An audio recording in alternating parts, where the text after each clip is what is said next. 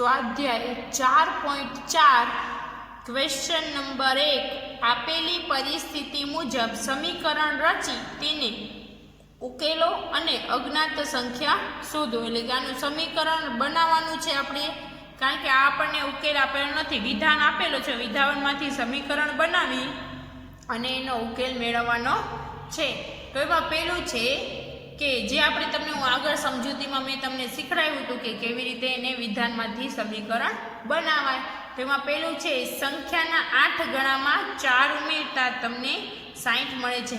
હવે સંખ્યાના 8 ગણા તો શું આપણી પાસે નથી, તો એ સંખ્યા કઈ કે જેના 8 ગણા છે, તો એના બરાબર શું કરી લેવાનું, ધારી લેવાનું. તો આ સંખ્યા શું છે, સંખ્યાના 8 ગણામાં. તો પેલા આ સંખ્યા વિશે ધારીએ. તો ધારો કે તે સંખ્યા બરાબર એટલે કે x છે. તો એવી જે સંખ્યા છે ને એમાં શું કીધું છે, સંખ્યાના 8 ગણામાં 4 ઉમેરતા. તો આ સંખ્યાના 8 ગણા, આ સંખ્યાના 8 ગણા. તો હવે 8 ગણા એટલે કોઈ સંખ્યા, તો એ સંખ્યા આપણને મળી x. તો એના 8 ગણા કેટલા થાય, તો કે 8 ગુણ્યા x એટલે કે 8x થાય. બરાબર. પછી શું કીધું છે, એમાં 4 ઉમેરતા 60 મળે છે. હવે 8x આપણી પાસે પરિણામ શું મળ્યું, તો પરિણામમાં 4 ઉમેરતા મને કેટલા મળે છે, તો કે 60 મળે છે. તો કે એમાં પેલા 4 ઉમેરવાનું. તો આ જે પરિણામ હતું મળ્યું હતું એમાં કેટલા ઉમેરવાના, 4 જે આપણે ઉમેર્યા. તો એનો આપણે આ પરિણામ કેટલું, તો એનો જવાબ તો તમને 60 મળે છે. તો આ પરિણામ કેટલું મળ્યું, તો કે એમાં 60 ઉમેરી નાખવાના. તેથી આપણે લખીએ તો કે 8x વત્તા 4 એટલે સંખ્યાના 8 ગણા. પેલા તે સંખ્યા ધારવાની, પછી એના 8 ગણા કર્યા, 8 ગણા હતા તો એ કર્યા, એમાં 4 ઉમેર્યા. તો તેનો જવાબ એટલે કે આ આપણે આટલું કરીએ છીએ તો એનો જવાબ મને કેટલો મળે છે, 60 મળે છે.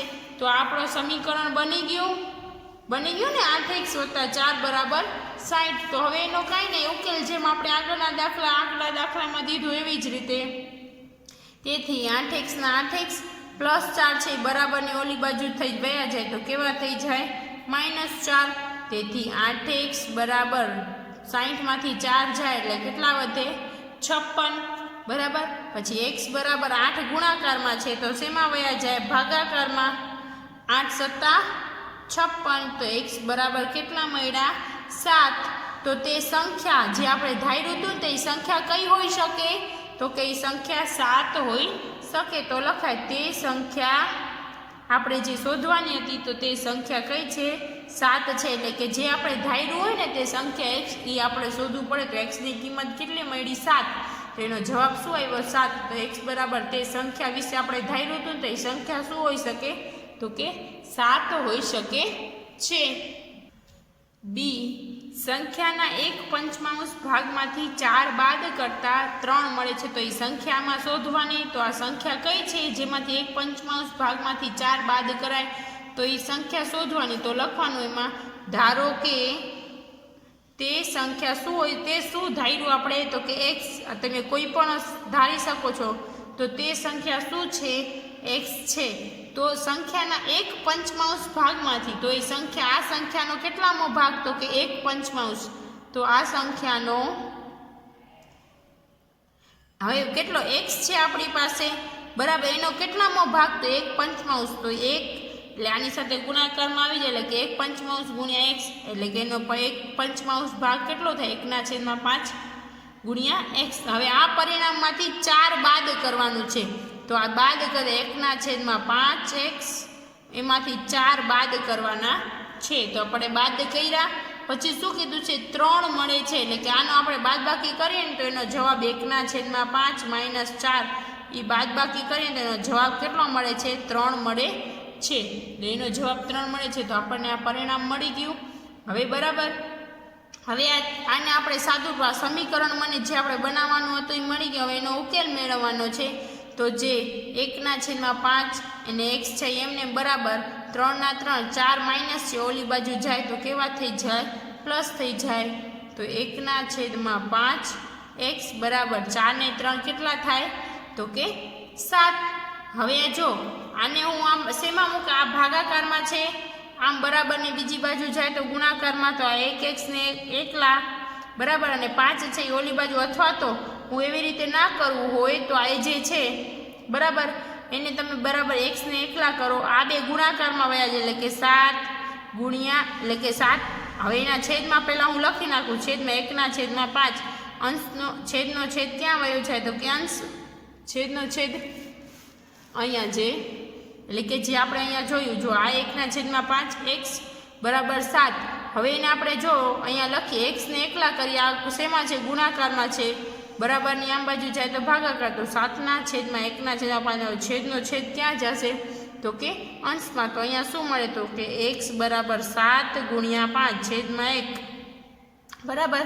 તો x બરાબર શું મળશે 7 × 5 = 35 છેદમાં 1 ના લખીએ તો ચાલે. તો x બરાબર શું મળ્યો તો 35 મળ્યા. તો તે સંખ્યા કઈ હોઈ શકે તો લખાય તે સંખ્યા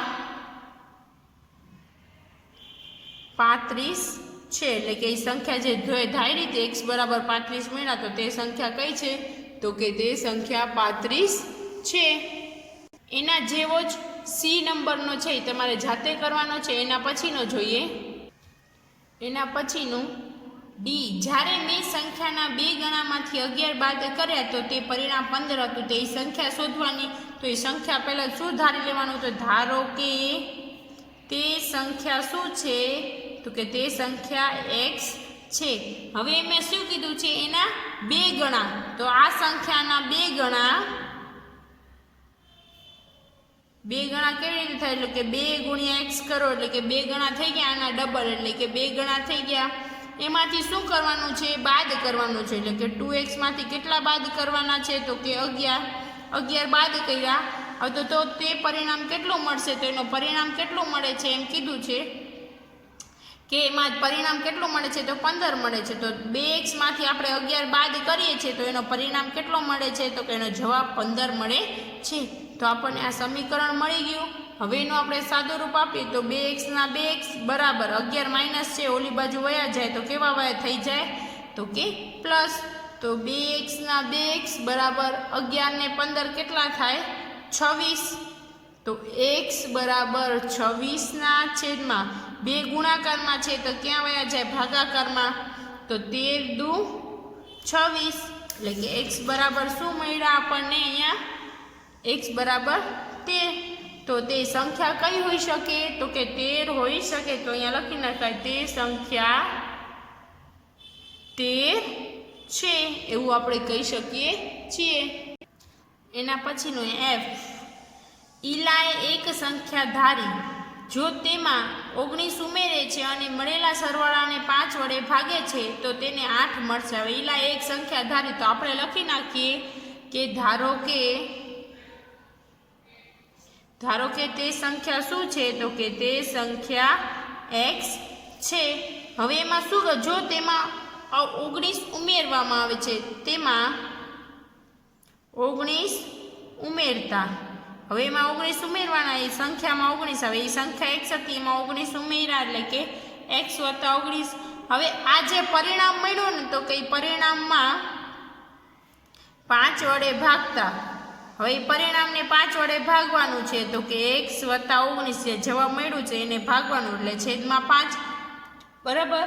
તો એનો પરિણામ અંતિમ પરિણામ શું મળે છે એટલે કે એનો જવાબ શું આવે છે તો એમાં ભાગતા 5 વડે ભાગતા છે તો તેનો જવાબ 8 મળશે. તો x + 19 ના છેદમાં 5 બરાબર 8 એટલે કે આને ભાગાકાર કરી છે તો એનો જવાબ આટલો 8 મળે છે. તો આપણું આ સમીકરણ બની ગયું. હવે એને આપણે શું કરશું તો કે એને ઉકેલ મેળવશું. તો x + 19 બરાબર 8 ના 8 આ ગુણાકાર ભાગાકારમાં છે બરાબર ને બીજી બાજુ જાય તો ગુણાકારમાં વયા જાય. તેથી x + 19 8 × 50 કેટલા થશે 40. હવે આપણે x ને એકલા કરી નાખીએ, 19 પ્લસ છે બરાબર ને ઓલી બાજુ જાય તો કેવા થઈ જાય માઇનસ. હવે x બરાબર 40 માંથી 19 જાય એટલે કેટલા વધે 21. તો તે સંખ્યા કઈ હોઈ શકે 21 હોઈ શકે. તો લખું તે સંખ્યા કઈ છે 21 છે એવું આપણે કહી શકીએ છીએ. એટલે કે એમાં આપણે જોઈએ તો કે તમને 2 દાખલા આમાં એટલે કે એક ઈ અને બીજું સી નહીં, હા સી છે એ તમારે જાતે કરવા. એટલે કે મેં ટોટલ એમાં દાખલા છે એમાંથી મેં કરાવ્યા, બાકીના જે 2 દાખલા છે એ તમારે જાતે એવી જ રીતે પ્રેક્ટિસ કરીને કરવાના. 2-3 દાખલા છે એ તમારે જાતે કરવાના છે. ક્વેશ્ચન નંબર 2, નીચેના સમીકરણો ઉકેલો. તો આને પણ ઉકેલવાના છે. તો પહેલાં તો સમીકરણ બનાવવું પડશે અને પછી એનો જવાબ મળશે. તો ચાલો પહેલાં તો સમીકરણ બનાવીએ.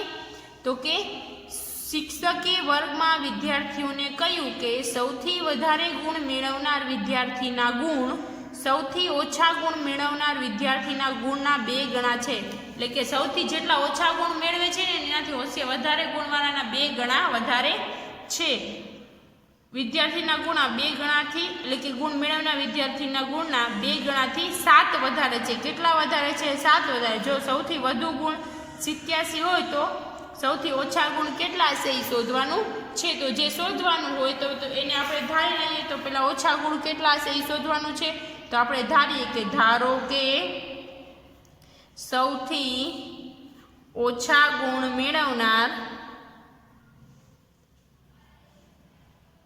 વિદ્યાર્થીના ગુણ કેટલા છે, એટલે કે એના ગુણ કેટલા છે તો કે x છે. એટલે કે સૌથી ઓછા ગુણ મેળવનાર વિદ્યાર્થીઓના ગુણ કેટલા છે તો કે x ગુણ છે.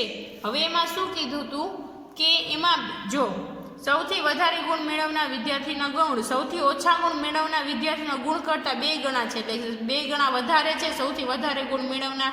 તો આ ગુણના 2 ગણા કરવાના છે. એટલે કે 2 ગણા એટલે કે 2x થાય. 2 ગણા x ના 2 ગણા એટલે કે 2x.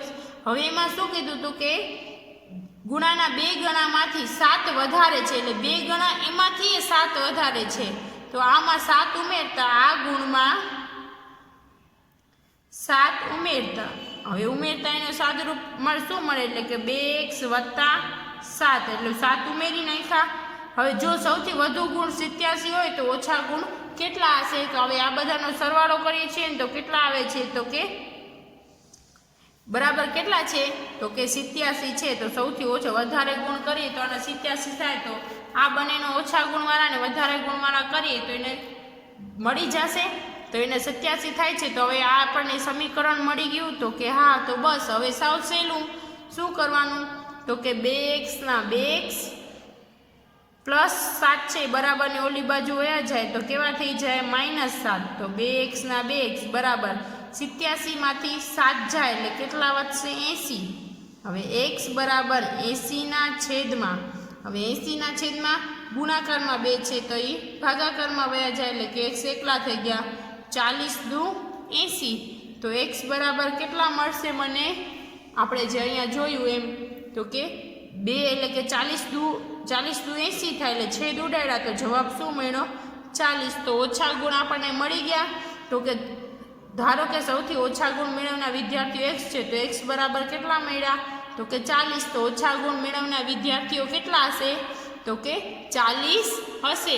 કેટલા ગુણ હશે તો કે 40. એટલે કે સૌથી ઓછા ગુણ મેળવનાર વિદ્યાર્થીઓના ગુણ કેટલા હશે?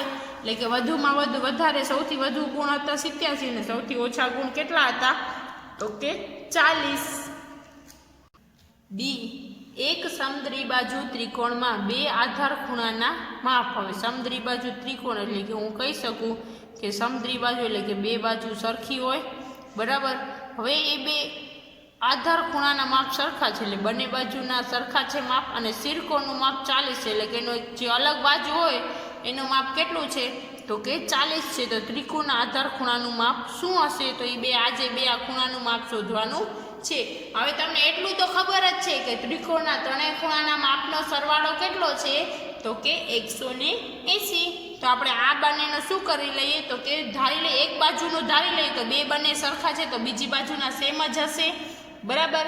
તો ચાલો આપણે એમાં ધારી લઈએ. તો ધારો કે સમદ્વિબાજુ ત્રિકોણના પાયાનો એક ખૂણો કેટલાનો હશે? તો ધારો કે સમદ્વિબાજુ ત્રિકોણના પાયાનો એક ખૂણો એટલે કે પાયાનો એક ખૂણો કેટલો હશે તો કે x અંશ આપણે વિચારીએ કે x હોય x એનો માપ x ના માપનો હોય છે બરાબર। હવે ત્રિકોણના પાયાનો બીજો ખૂણો એના જ માપનો હોય, કારણ કે એકનો જેવો હોય, કારણ કે એક શોધશું તો બીજો મળી જ જશે બરાબર। હવે બીજો પણ શું હોય તો કે બીજો ખૂણો પણ જો એક એક્સ હોય તો બીજો ખૂણો પણ કેટલો હોય તો કે એક્સ અંશના માપનો છે। હવે એમ કીધું છે કે અહીંયા નોંધે છે કે ત્રિકોણના ત્રણેય ખૂણાના માપનો સરવાળો કેટલો થાય છે 180। પહેલાં તો ત્રિકોણના ત્રણેય ખૂણાના માપનો સરવાળો, તો ત્રણેય ખૂણાનો માપ કરીએ, એક ખૂણો એટલે કે એક માપ બીજું માપ, એટલે આ એક્સ જો આપણી પાસે આ બે નથી, આ બાજુ ને આ બાજુ નથી બરાબર, તો એના વિશે આપણે ધારી લીધું એટલે કે આ ત્રિકોણ છે બરાબર, એમાં આનો ને આનો માપ નથી, તો આના બરાબર એક્સ ધાર્યું, તો આના બરાબર એક્સ ધારીએ તો એ બંનેનો, અને પછી ત્રીજી બાજુ છે એનો માપ છે આપણી પાસે કેટલો છે તો કે જો અહીંયા આપેલું છે શિરકોણનું માપ 40 છે, તો ત્રીજી બાજુનો અથવા તો તમે આનો ને આનો માપ સરખો હોય તો આનો માપ અલગ હોય, તમે ગમે લઈ શકો છો બરાબર। એ ત્રણેય ત્રણનો સરવાળો કેટલો થાય છે તો કે 180 થાય છે, જે આપણે પહેલેથી ભૂમિતિના ચેપ્ટરમાં તમે છઠ્ઠા ધોરણમાં પણ શીખી ગયા છો। હવે એ ત્રણેયનો એને કીધો છે કે આપણને એટલી ખબર છે કે આટલે આપણી પાસે 40 આપેલું હતું ને આ બે આપણે ધાર્યું છે। હવે આ બધાનો આપણે સરવાળો કરીએ તો એક્સ ને એક્સ કેટલા થાય 2x અંશ વત્તા 40 અંશ બરાબર 180 અંશ બરાબર। હવે 40 છે એ પ્લસ છે બરાબરની ઓલી બાજુ વયા જાય તો કેવા થઈ જાય તો કે -40, તેથી 2x બરાબર 180 માંથી 40 જાય એટલે 140 બરાબર। હવે આ બે છે એ ગુણાકારમાં છે તો એને આપણે x બરાબર શેમાં આપી દઈએ ભાગાકારમાં, તો 140 ભાગ્યા 2, તો 70 દુ કેટલા થાય 140, તો x બરાબર મને કેટલા મળ્યા તો કે 70 અંશ મળ્યા, એટલે કે x બરાબર 70। તો એ આધાર ખૂણાનું માપ એટલે કે બંને બાજુ બંને ત્રિકોણ છે એ બંનેનું માપ કેટલું હોઈ શકે તો કે 70 હોઈ શકે એવું આપણે કહી શકીએ છીએ। એના પછીનો સી, એક મેચમાં સચિનના રન રાહુલના રન કરતાં 2 ગણા છે બરાબર। જો તેમના રન ભેગા કરવામાં આવે તો તેમના રન 2 સદી 1 સદી એટલે 100, એટલે 2 સદીઓ એટલે કેટલા લઈ લેવાના 200 કરતાં 2 જેટલા ઓછા છે, તો તે મેચમાં બંને કેટલા રન કર્યા હશે। તો આપણે પહેલાં ધારી લઈએ તો કે રાહુલના ધારી લઈએ, કારણ કે એક મેચમાં સચિનના રન રાહુલના રન કરતાં 2 ગણા છે, એટલે સચિનના 2 ગણા હતા, રાહુલના રન આપેલા નથી, તો ધારી લઈએ, ધારો કે રાહુલે કરેલા રન બરાબર કેટલા છે તો કે x છે બરાબર। તો સચિને તેના કરતાં કેટલા કર્યા છે, સચિને તેના કરતાં 2 ગણા એટલે કે 2 ગણા રન કર્યા છે, તો કે 2 ગણા રન કર્યા છે એટલે કે 2 ગુણ્યા x એટલે કેટલા થઈ જશે 2 ગણા, એટલે સચિને 2 ગણા કર્યા છે।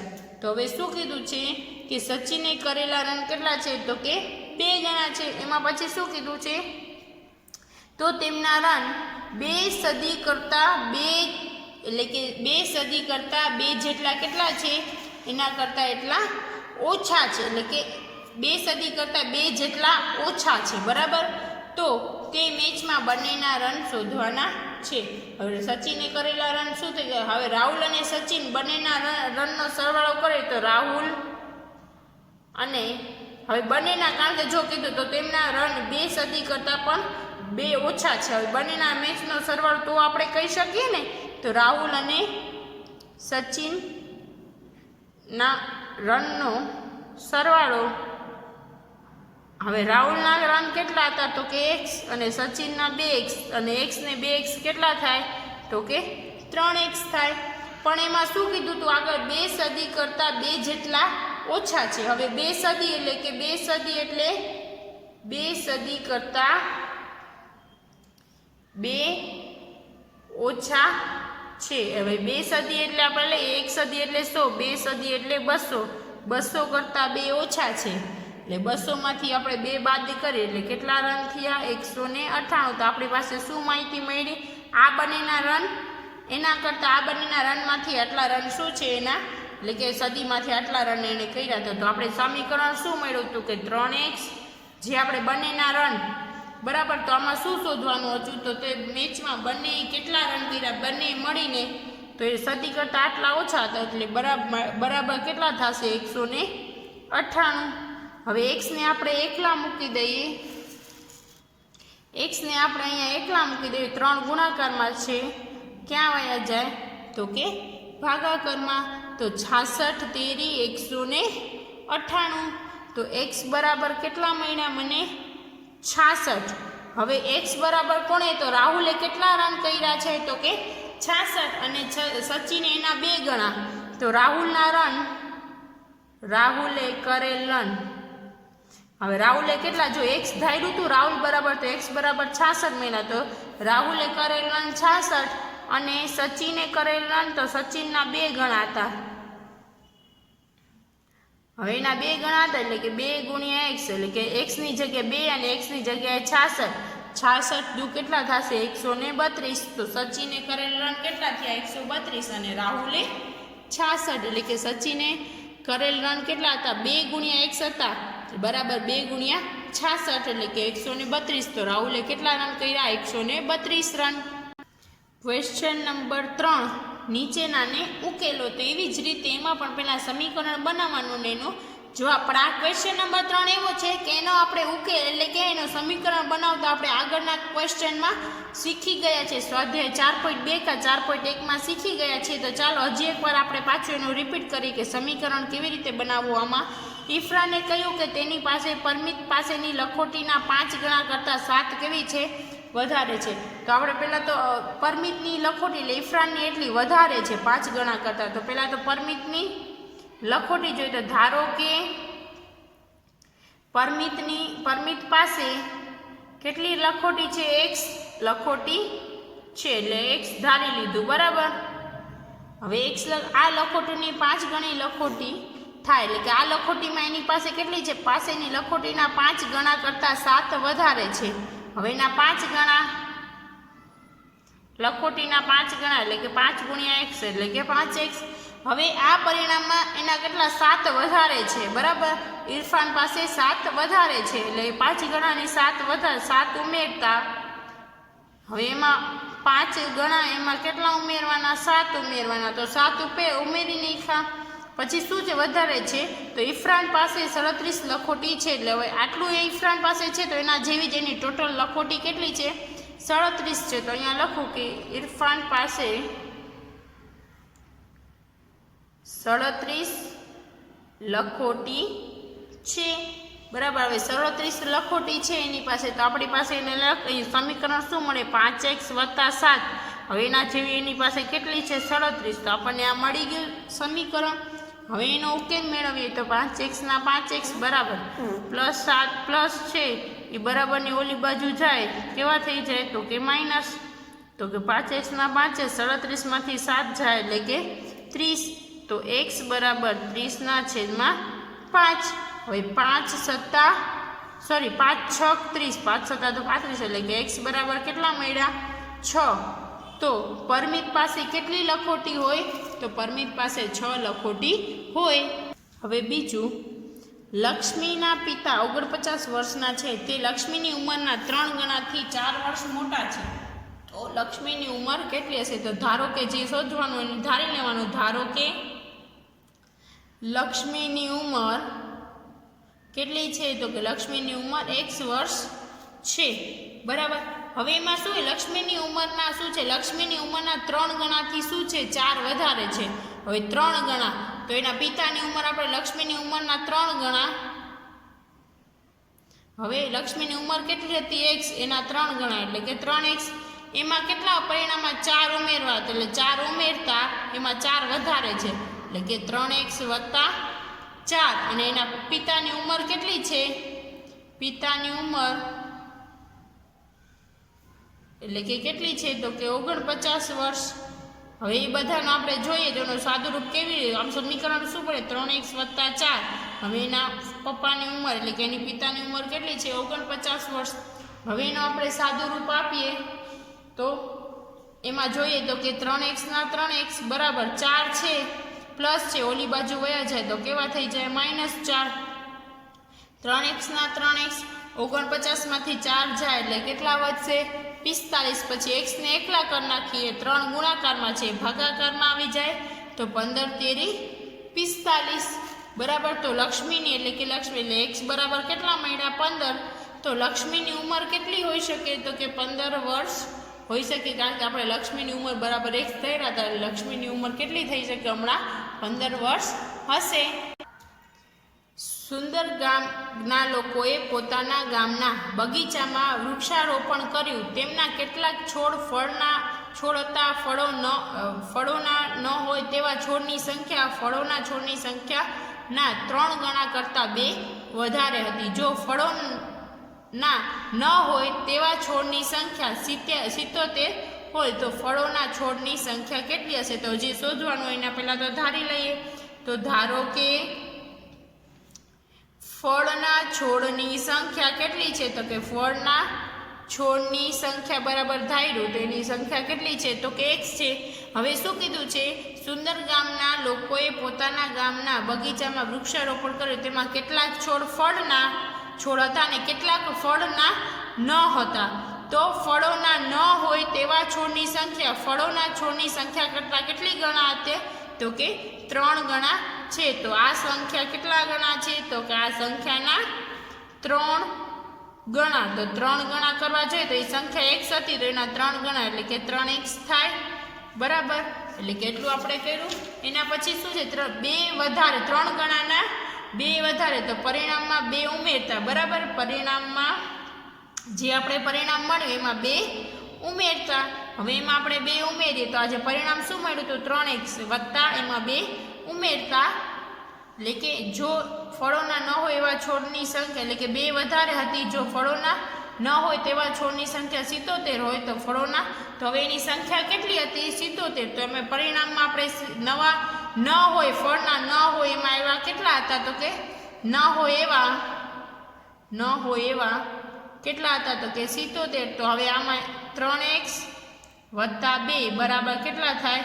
તો કે 77। હવે એને આપણે સમીકરણ આટલું મળી ગયું આપણે, એટલે કે ન હોય એવા કેટલા મળ્યા? 77। તો એ સમીકરણ 3x આ મળ્યું હતું બરાબર। 3x વત્તા 2 બરાબર 77, કારણ કે ટોટલ ન હોય એવા અહીંયા કરવાના હોય। હવે 3x ના 3x પ્લસ 2 છે બરાબરની ઓલી બાજુ જાય તો કેવા થઈ જાય? -2। તો 77માં 3x બરાબર 77માંથી 2 જાય એટલે કેટલા વધે? 75। હવે x બરાબર 75ના છેદમાં 3, પછી એના છેદ ઉડ્યા 25 તેરી 75। તો x બરાબર કેટલા મળ્યા? તો 25। તો ધારો કે ફળના છોડની સંખ્યા કેટલી હતી? x। તો જે આપણને શોધવાની તો ફળના છોડની સંખ્યા કેટલી? જે ફળના છોડ હતા ફક્ત એની સંખ્યા કેટલી હતી? તો કે 25 એવા છોડ હતા, અને જે ફળના નહોતા એવા બીજા કેટલા જે આપેલા જ હતા કેટલા હતા? 77 હતા। એના પછીનું ક્વેશ્ચન નંબર 4, આ કોયડો ઉકેલો। હવે આ કોયડો છે એના ઉપરથી સમીકરણ બનાવીને એનો ઉકેલ મેળવવાનો છે। હવે એમાં કોયડો શું છે? હું એક સંખ્યા છું તો એના બરાબર ધારી લેવાનું। મારી ઓળખ જણાવો તો એ કઈ સંખ્યા છે? તો એની ઓળખ જણાવવાની। પછી શું છે? મારા 7 ગણા લો, પછી એના 7 ગણા લેવાના અને 50 ઉમેરો તો એમાં 50 ઉમેરવાના। ત્રેવડી સદી, હવે 1 સદી બરાબર 100 થાય। 1 સદી બરાબર 100 તો ત્રેવડી એટલે 3 એટલે કે 3 સદી થઈ એટલે કે કેટલા થાય? તો કે 300 એટલે કે 3 ગુણ્યા 3 1 સદીના 100 એટલે 3 ગુણ્યા 100 કરો એટલે કેટલા થાય? 300। એટલે ત્રેવડી સદી કઈ થઈ? 300 સુધી પહોંચાડવા માટે તમારે હજુ 40 જોઈએ છે। તો એમાં આપણે પહેલાં તો આ સંખ્યા હું એક સંખ્યા છું તો આપણે ધારી લેવાનું। ધારો કે સંખ્યા હું એક સંખ્યા છું તો એ સંખ્યા કોણ છે? x છે। હવે એ મારી ઓળખ જણાવો। મારા 7 ગણા એટલે કે સંખ્યાના 7 ગણા, હવે તે સંખ્યાના 7 ગણા એટલે કે 7x થાય। 7x કર્યા। હવે મારી પાસે એમાં 50 ઉમેરવાનું, એમાં આપણે 50 ઉમેરવાના છે। 7 ગણામાં કેટલા ઉમેરવાના છે? 50 ઉમેરવાના છે। અને ત્રેવડી સદી એટલે કે 300, મેં અહીંયા તમને જે કીધું એ 300 સદી સુધી પહોંચવા માટે તો હવે આપણે અહીંયા જોઈએ તો ત્રેવડી સદી અહીંયા જે લખી નાખું, ત્રેવડી સદી એટલે કે 1 સદી બરાબર 100 તો 3 સદી ત્રેવડી એટલે 3 સદી એટલે કે 300। તો રકમ આપણે 7 ગણામાં એટલે કે 7 ગણામાં કેટલા મારામાં એકમાં 50 ઉમેરો તો એમાં આપણે કેટલા ઉમેર્યા 50 ઉમેર્યા હવે શું કીધું છે 50 ઉમેરો અને સદી સુધી પહોંચવા મારે ત્રેવડી સદી સુધી પહોંચવા મારે હજુ કેટલા ઓછા છે તો કે 40 ઓછા છે હવે એમાં કેટલા હતા 300માં કેટલા ઓછા છે તો કે 40 હજી એને સદી પૂરી કરવામાં 40 ઓછા છે બરાબર તો 7x + 50 હવે 300 માંથી 40 જાય એટલે કેટલા વધે 260 તો આ આપણને સમીકરણ મળી ગયું બરાબર હવે એ સમીકરણનો મારે ઉકેલ લેવો હોય તો 7x ના 7x બરાબર 50 છે બરાબરની ઓલી બાજુ વયા જાય તો કેવા થઈ જશે માઇનસ તો 7x બરાબર કેટલા વધશે 210 તો x બરાબર 210 ના છેદમાં 7 બરાબર x બરાબર શું આવ્યો 210 ના છેદમાં 7 કારણ કે આને આપણે x ને એકલા કર્યા તો ગુણાકારમાં છે તો ક્યાં આવી ગયા ભાગાકારમાં હવે 30 સત્તા એટલે કે 7 તેરી 21 ને 0 એટલે કે 30 સત્તા એ 210 તો x બરાબર મને શું મળ્યા તો કે 30 તો તે સંખ્યા ધારવાની હતી તો તે સંખ્યા કઈ હોઈ શકે તો જે આપણે હું એક સંખ્યા છું તો એ સંખ્યા કઈ હોઈ શકે તો કે આ 30 હોઈ શકે છે તો અહીંયા આપણે ચેપ્ટર પૂરું કરીએ છીએ જે દાખલા તમારે જાતે ગણવા છે એ સમજી વિચારીને મેં જે રીત કરી છે એ રીતથી ગણવાના રહેશે જેથી તમને સરળતા રહે